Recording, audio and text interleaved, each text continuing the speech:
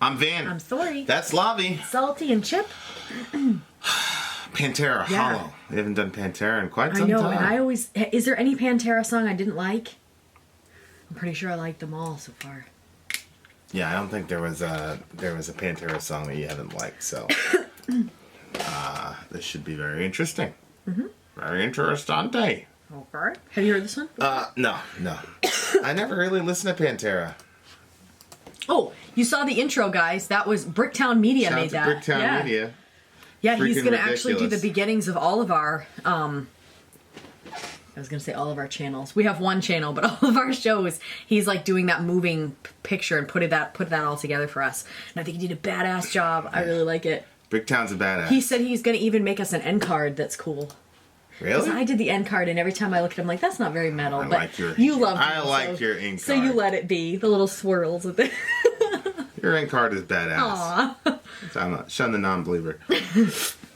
But if he wants to do an end card, we're not mad at him. So shout out to Bricktown Media, Yeah. my guy. We If you want something like that done for your channel or for whatever, something like about that ranges between $20 and $40. So reach out to him if you're interested. Can they just find him by looking up Bricktown Media yeah, I mean on Facebook? Yeah, if you Yeah. want to correspond with him, we've got contacts with the big homies, so Yeah. we'll hook you up. we got connections. Huh? Connections. And he's really good about, like, if you don't like something, you want something a little bit altered, like he makes it to your liking. So Yep. But as you can tell, he's a bad motherfucker. All right, let's go. Yeah. Pantera, Hollow, let's do it. wait till you see the underground one. Like, he did that one. Like, we were just like, oh my gosh, it's perfect. Okay, ready? Go! Nope. I'll say when.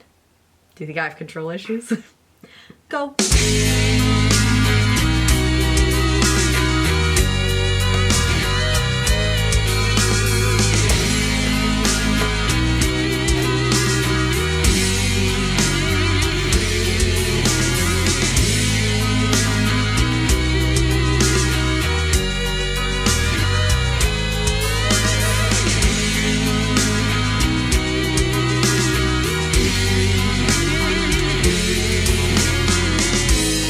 What's left inside him? Don't you remember us? Can you believe me? We seem like brothers. Talked for hours last month about what we wanna be. I sit now with his hand in mine, but I know we can't feel.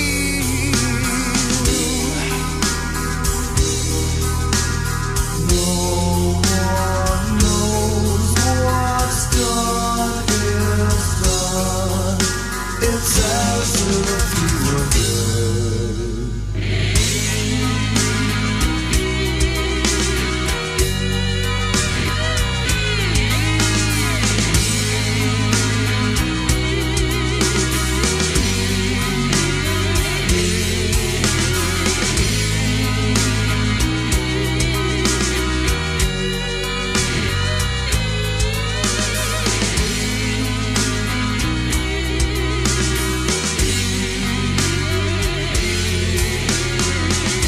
I'm close with his mother,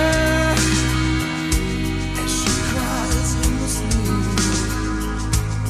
Lord, how we miss him, and he's much remembered.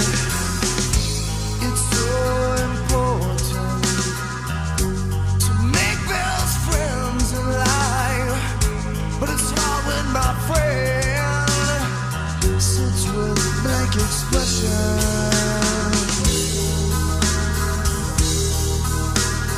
No one knows what's done is done. It's as if you were dead.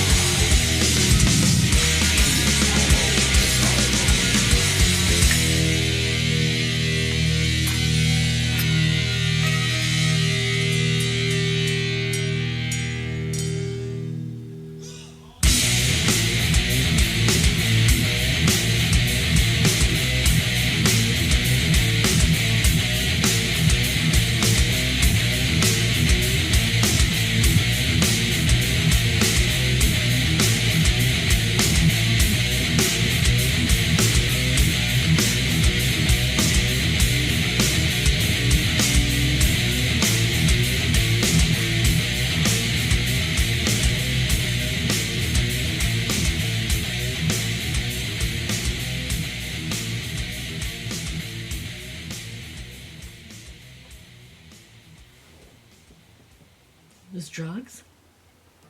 I don't know. I mean, the guy must have been in a coma or something. Ugh. He's got to be in a coma. It was sad. Yeah, he's got to be in a coma because he's not totally dead. Yeah.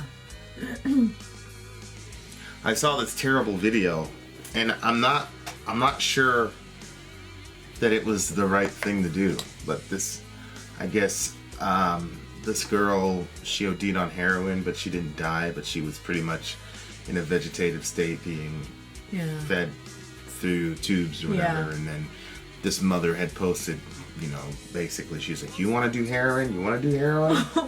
And she's like, "You end up seeing this." And then her daughter's eyes are open, but nothing's home. And then like this machine is breathing for her. And then she's like, "And you also get to sign these." And then it's the papers of like, do not resuscitate and all this shit, you know, like.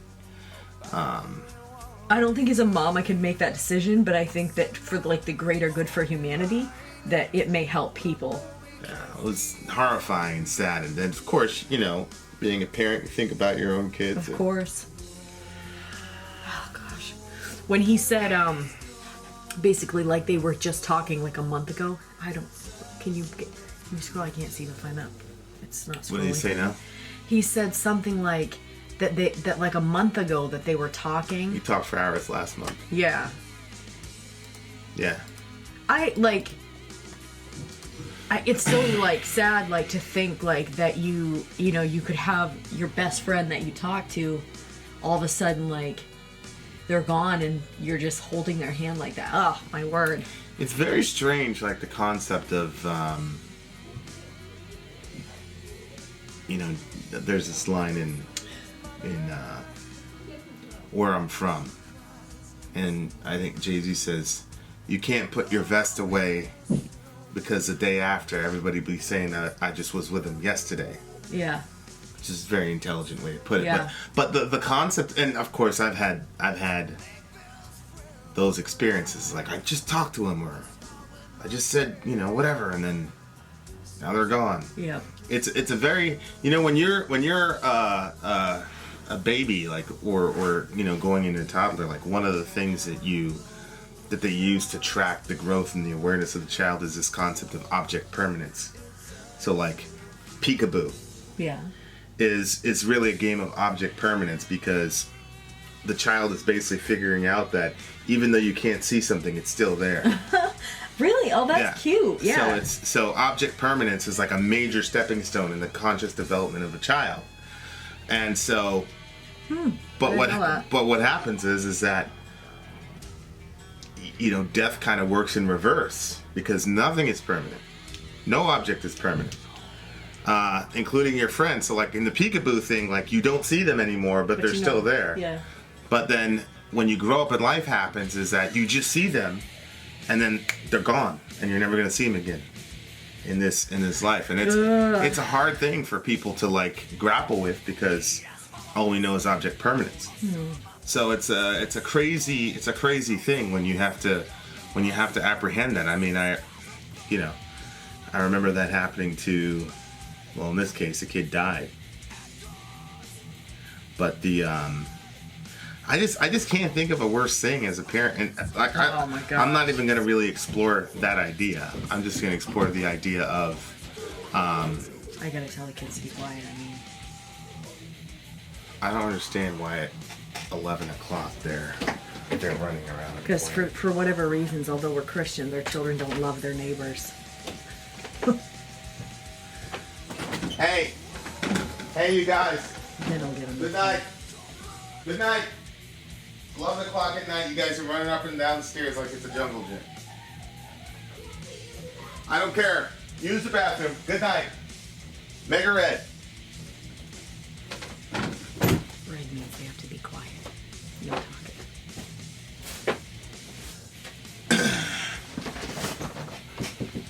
No, do not knock. We're recording.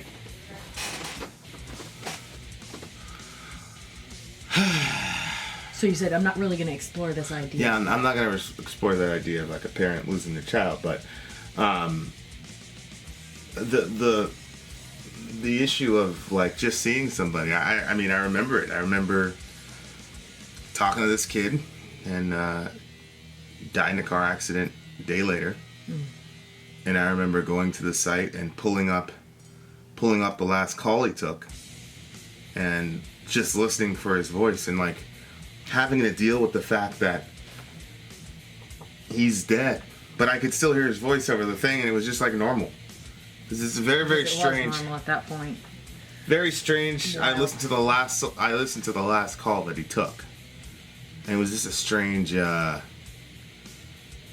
That concept was always very difficult for everybody. If you lose somebody suddenly out of nowhere, it's very hard for the mind to adjust. I don't think you ever really adjust to it either. Yeah, I always like whenever somebody close or sudden would pass away, I'd always call their phone and just keep listening to their voicemail. Mm-hmm. I sit now with his hand in mine, but I know he can't feel. It's tough, man.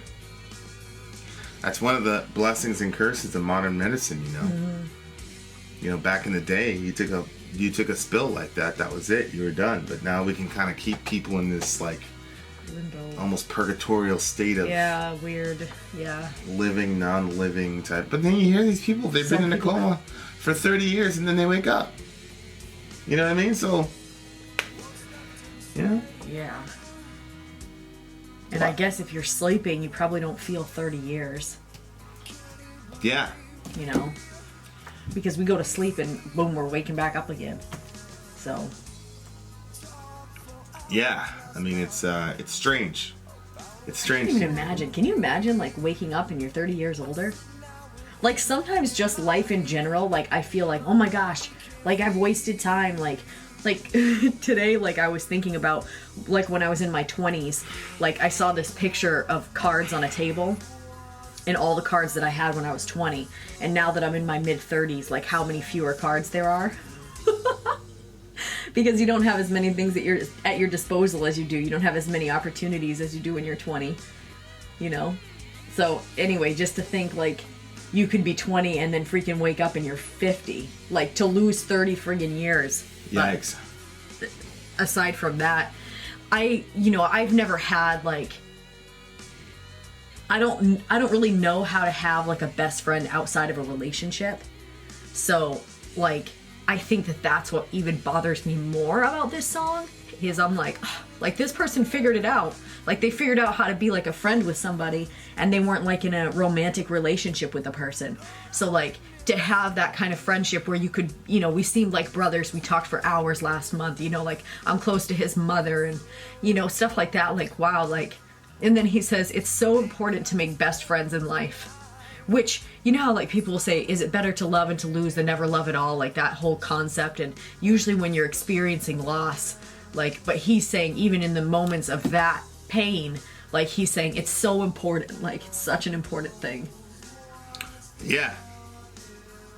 I think that's, like, I love seeing, like, people making friends in the village, you know, and, like, talking to each other during the day and stuff like that. And, like, a lot of people, loneliness to me is, like, one of the saddest things. Like, I hate when people are lonely. And there's so many people that say, I'm so lonely, and I listen to you guys for hours, and it helps me feel less lonely and stuff. And so I love it that when people can find each other in the village, and then they correspond with each other and stuff like that. So I like that, because I feel like, oh, okay. Yeah, that's the best thing, really, about the Patreon alliances, is it created those little I had to turn off the notification on my phone because it was I stalk boom, them. boom, boom, boom, boom, boom. I was like, I'll jump in. Sometimes they'll, like, meet each other at the same. They'll, like, everybody's off shift or something at work at the same time, and it's just bang. Yeah, I'm my like, phone oh, battery okay. was like. Yeah, I know, and I just keep it plugged in now. Yeah, but friendship is designed for these eventualities. You know, like, if you were in a coma and you were completely wrecked and you're on your back, who's going to be there? Your mom and your friend. Like, there it is. You know, and I remember this. There's this line, because sometimes, like, random lines in the Bible will hit me, but there was this one line where it said,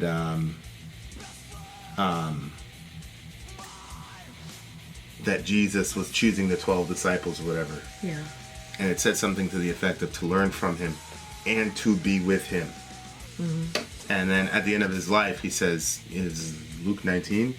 I think he said, you are those who stayed with me through all my trials. Yeah. And, you know, in Christian theology, there's this big, Jesus is the creator of the universe, but he was also a man. And as a man, he needed friends, and he needed people to stick by him.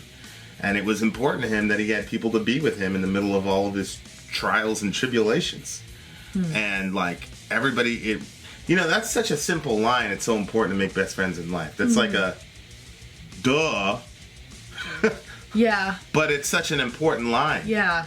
You know, because I know that, you know, going through life, like, my friends got me into some shit. It was wisdom speaking, too. What do you mean? Like, when he said that line, like, I felt like, you know, like in Proverbs, there's like wisdom speaks. She calls to people in the streets, like she's personified as a person. Right. Like, that's how I felt when he said that line. Like, I felt like it was wisdom speaking. Like, I don't know, like a sound, like a song in the wind or a sound in the wind that just says, you know. Yeah, my friend, you know, back in the day, they got me into crazy shit, and I got them into crazy shit. But it's important to have the person that stands by you. He is hollow as I alone now. That's a good line. Yeah, because you got to feel like that, you know. Well, it's interesting, like, you know, we're having that discussion yesterday with one of my buddies on Fireside, and we were talking about the soul and the body and things like in the brain and consciousness. And if you have a purely naturalistic view, then, you know, your brain is the subtotal of all you are, as like, you know, the metaphysical side of you.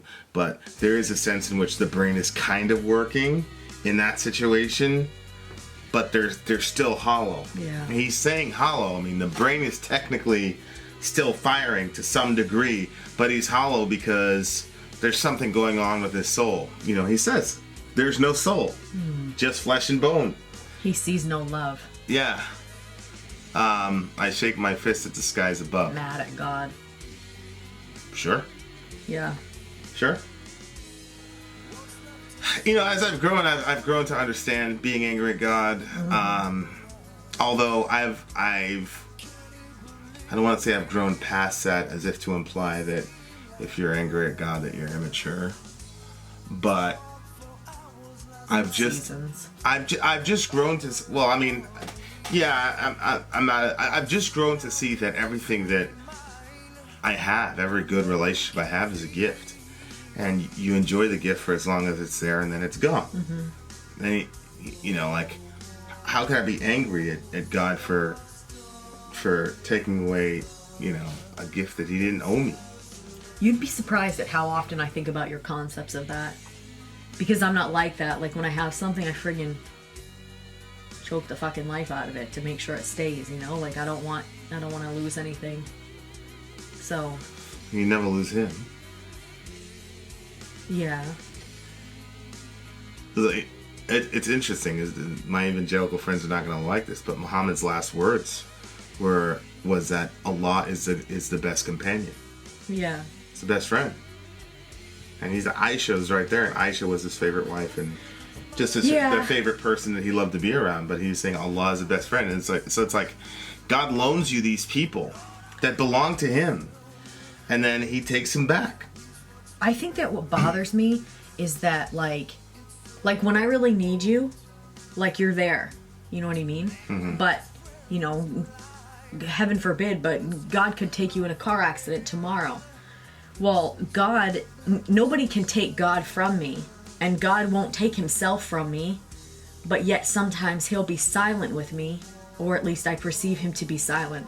So that's like, why, you know what I mean? Like you wouldn't do that. Like, if I really needed you, you wouldn't just, you know what I'm saying? So, like, It feels like, well, you're God. Like, why would you do that? Like, why would you be quiet when I need you most? And you hear lots of people say that, like... Yeah. What? Yeah, I'm just skeptical about God's silence. As far as, like, is God really silent in those situations? And like... You said that before. You can only know your That's experience. Why I receive silence. What do you mean? You can only know your experience. So, like, how do you know that your experience of God's silence isn't somebody else's experience of God screaming at them? Oh my gosh. What if you've been spoiled your entire life, and He's been speaking to you in all the other ways, but you perceive that to be silence, but you don't know any different because it's all you know. Those are the only categories that you know. Yeah. To me, like, the fact that you say, I know that He's there, but He doesn't speak to me is a form of Him speaking to you, because there's people that don't even know that He's there. Yeah. Like, there are people that say, oh, I don't need God, I don't have God in my life, and they genuinely believe that God's not in their life. But we know that that's bullshit. He is there. Right. But they think that He's not there. So, I mean, I get it, the dark night of the soul, all that, like, all that's valid, for sure. But, like, and again, it's just after walking with Him my whole life that, I've kind of been like, okay, there are some cycles when He's like, rah, and then there's other cycles where He's like, well, you have a Bible. Yeah. Well, I think that, that footprints in the sand thing? Yeah. Very famous. Yeah. I always liked that thing, it's very popular. What, do you think it's cheesy? Well, I had this friend, and she was very miserable. I always virtually attract these very miserable women. Shout out to the big. I'm not gonna stop that. Shout out to the nice atheist lady who constantly follows us and berates us every chance she gets. But she had one called Butt Prints in the Sand, and it was like, oh Lord, where are these butt prints? And it was like, that's where I dropped your ass because you weren't following my commandments. Some terrible shit like that. Go ahead, I'm sorry, you're about to say something very significant, so. No, I was just gonna say, like that, the concept of that, like, the person, like, sees two sets of footprints, and then, like, they go through very difficult times. There's only one set of footprints. Right. And then they're like, cool, how could you have done that? Like, you left me when I needed you most. And then He's like, oh no, like, it was then that I carried you. And I think that, like, that's, like, speaking back to the time. And I think that sometimes when you get, like, through a very difficult time where you feel like that God was very silent, that sometimes that's when you realize that He wasn't silent at all. He was actually there. Like, there's times now that I can think of where I was like, in that moment, I thought, he's not even here. He's not even hearing me. Like, I know that He exists, but, like, it feels like, the skies are brass and my prayers can't get through, and you know what I mean? Like, that sort of feeling. But then looking back, why are you making that face? Like, this is my experience, babe. I mean... Don't worry, you'll get a bunch of SJWs in the comments. How dare you? So that feeling, but then looking back now, like, hindsight, I'm like, oh no, he was like there. It was a very difficult time, and so, but yeah. So I don't know, but you're right. Like, maybe other people don't have that. Maybe you're right. Maybe maybe I've been spoiled all my life, and. Well, I just think basic Protestantism is, if you want to hear God speak, read your Bible. No. Yeah. Well, maybe, but I'm saying, like, I came up in a Pentecostal Protestant, you grew up and it around a bunch wasn't about reading the Bible. It was like, let the Holy Spirit speak. And I really think that that's a lot of your problem. It could be. I think that's a lot of your problem. Right. I think that's a lot of your problem. I don't know why that annoys me to just say those words. I think you're right, but that does annoy me. It's because you're a prideful woman who needs to submit to her husband. Shut the fuck up. All the SJWs and no, we believe in chaos here in the Vin and Sori household. Nobody's gonna point out the fact that I told you to shut the fuck up. No, or the fact that earlier when I was starting to talk about my friends, you just completely interrupted me as if I didn't say anything. Yeah, but it won't be. It won't be that. I just I don't know. But again, this is my experience. I don't think I've ever been in a situation where God, like, I've never heard God speak. Yeah, you've been spoiled. Or, like, I've never been in a situation where I'm like, oh, it's, But I understand being angry at God. Like, I get it. I'm just saying, like, I'm at the point where it's kind of like, now if you live in a constant state of gratitude for your friends, when you say thank you for my friends to God or something, or thank you for my kids, or thank you for Sori, or thank you for the village, or I'm sure you've thanked God for the village and the people in the village and all this, and you know, people willing to donate their art and things like that. I'm at the point where maybe it's just a season of my life where I'm just so flooded with gratitude. Like, this guy's donating his art. You know, Tina's doing this. You know, like there's so many people, and you just feel the gratitude for Tina. But then I feel gratitude to God for Tina. Yes.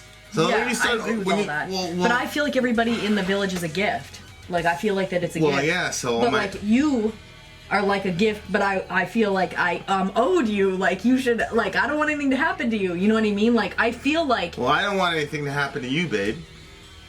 All I'm saying is that if something did happen to you, I don't see how I could resent God.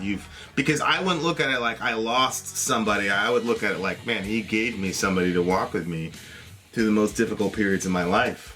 And that was a loyal friend that stood by me through fucking everything. That, you know, we took bullets together and we sent a couple over too, you know? So it's like,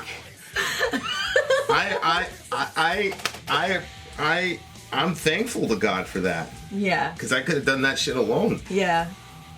I could have done that shit without you, and you know, I would have. But it's so much better to have you there, and to, you know. So I just have a lot of gratitude for you every day. You know, I wake up next to you every day. It's like, shit. There you are. You know, so it's like, if you're coming from the world from a standpoint of gratitude, then if you lose those people, you know, it hurts like hell. It's terrible. But this whole thing, it's like, I don't know. I just, and maybe it's because I've lost so many people now. It's kind of like, you know, but I've kind of like, I think what happens is most of us, if you were to pin people down, they would say, yes, I'm grateful for my friends or my kids or my whatever. But they don't walk around with an attitude of gratefulness to God. Like, God doesn't factor into the equation at all until they lose the person. Then God factors into the equation. Yeah. So, like, I don't imagine, like, there's a Pantera song where the singer's saying, thank you so much, God, for making me a badass musician and giving me friends and giving me the gift of music. Thank you so much for letting me be in the presence of Dimebag fucking Daryl, who was, in my opinion, top 3 guitarist ever. I think I like Pantera more than Metallica. Like, there's a lot of metal songs about being mad at God, not many metal songs about being grateful to God for the shit that you have. Yeah. So if you walk around with this constant, like, state of, like, entitlement, that, you know, people go after millennials for entitlement. It's hilarious to me. Everybody has a sense of entitlement. It's very true. It's like, you know, like, when we were driving today, and then, like, you had to switch lanes, and, like, that woman was behind us, and, like, she, like, I don't know, she could have caused an accident. She was like, "Rah!" She, like, went into the opposite lane that you're not supposed to be in to go around you, and it really put her nowhere. Like, she was just one car ahead, like, all of that drama. But, like, I felt like she felt entitled to be at a certain place on the road, and that you should not have. How dare you? Yeah, for 5 seconds. Right. Yeah, like, all of us have a sense. It's I know. All the criticisms. I've done that before. All the criticisms against millennials are ridiculous to me. It's insane. Like, these millennials are so entitled. Really? Yeah, but, like, we're all millennials when it comes to God. Yeah. Everybody walks around with this sense of entitlement that God owes them. All this stuff. It's like, you know. So I just think that and you know, it's like, people think like being gratitude and, you know, having gratitude and being gracious to God, you know, is like, it's like, that's very good for, be a good Christian. Yeah. That's not what it is. It has a lot of utility, because if you live from a perspective of gratitude, it constantly reminds you that you're not owed anything. That's why you say please and thank you. Like, I don't say please and thank you when I get paid. When that money comes in every 2 weeks from my other employer, I don't go to my boss and say please and thank you. They owe me that. Mm-hmm. But if a patron goes and does something on Patreon, of course I'm going to say thank you. Mm-hmm. They don't owe me shit. Mm-hmm. They don't owe me a damn thing. Mm-hmm. And you know what? What do you do when somebody pulls out of Patreon? What do you do? Oh, I thank them for supporting us for as long as they did. Yeah, and that's not a marketing ploy. That's us really being concerned that people think that once they pull out of Patreon, and you know, you set it in your phone, because sometimes somebody will give like $70 or something like that. So you'll set a reminder on your phone to remind them to jump back off, so they don't get stuck doing to jump back off, so that they don't get hit for 2 months. Like, but they don't owe us that shit. Mm-hmm. My employer owes me, but nobody in Patreon owes me anything. Mm-hmm. And so when they give to us, we thank them, and when they take it away from us, we thank them. Yeah. And that's only right. Well, that's how I relate to God. Yeah. We're on God's Patreon. He gives to us, we say thank you. He takes it away, we say thank you. Maybe I'm just a spoiled kid then, because that's what I'm saying. All of us are millennials. That's the thing. Because like the Patreon thing, like I think it's crazy that people support us on Patreon. I think that's wild. Like every time another person does it, I'm like, wow, like that's so.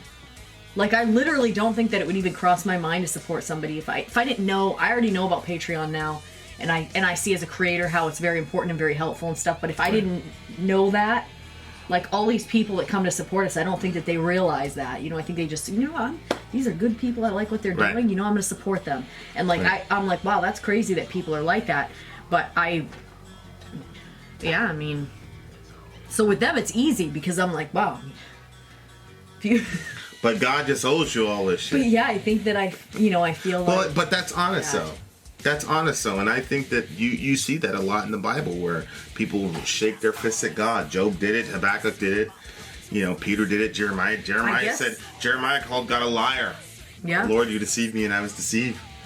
Maybe that's evidence that we really do actually feel close to God. Like, well, yeah. Because like I expected candy from my meme. That's like a grandma, French grandma. But I didn't expect, candy from every friggin' old person, you know? Well, my meme, I expected to give me candy. Nope. So maybe it's like that, I'm like that with God. I'm like, well, yeah, but you're my God, Yeah. If you look at God as your employer, then you could be very pissed off that he took your friend away. Because your friend is payment for some service rendered. No, I don't think that. But if you look at God as your patron, then you can't be mad when he takes anything away. Yeah.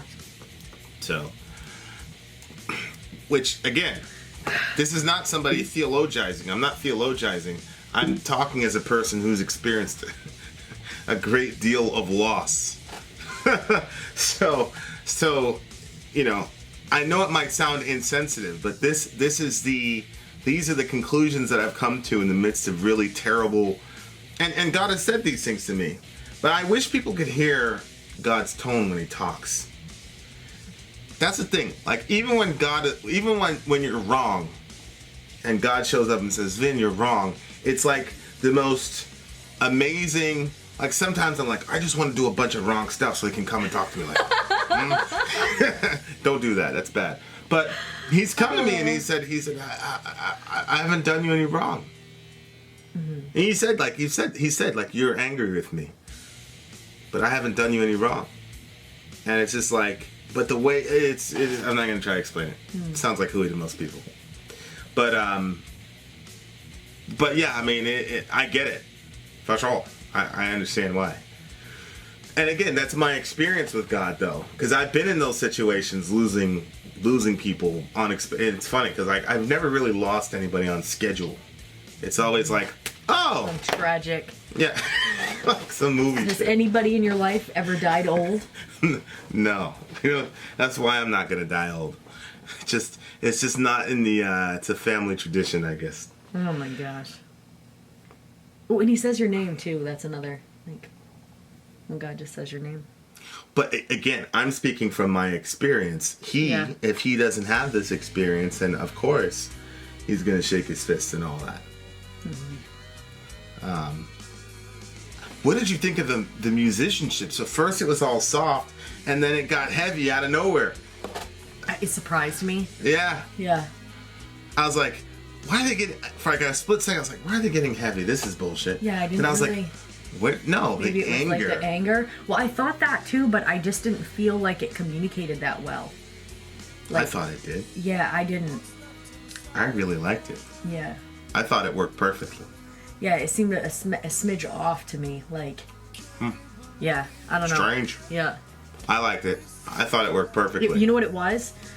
Certain music communicates certain things, and that, like, there was noise, it was heavy, it was good, but I don't think that it communicated anger like mad at God, like, I don't feel like it communicated that level. I don't think it went angry enough.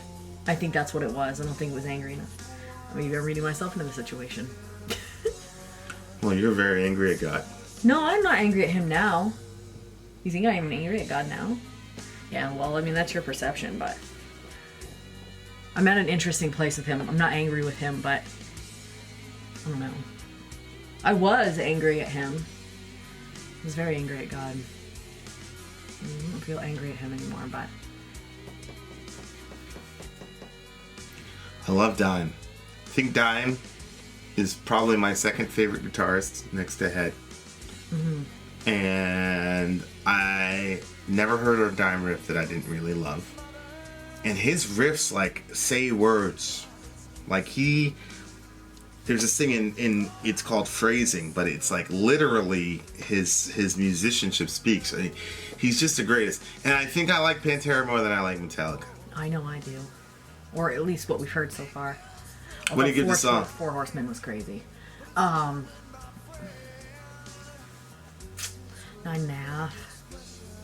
It's a 9.8. I would have liked a more long-form Dime solo.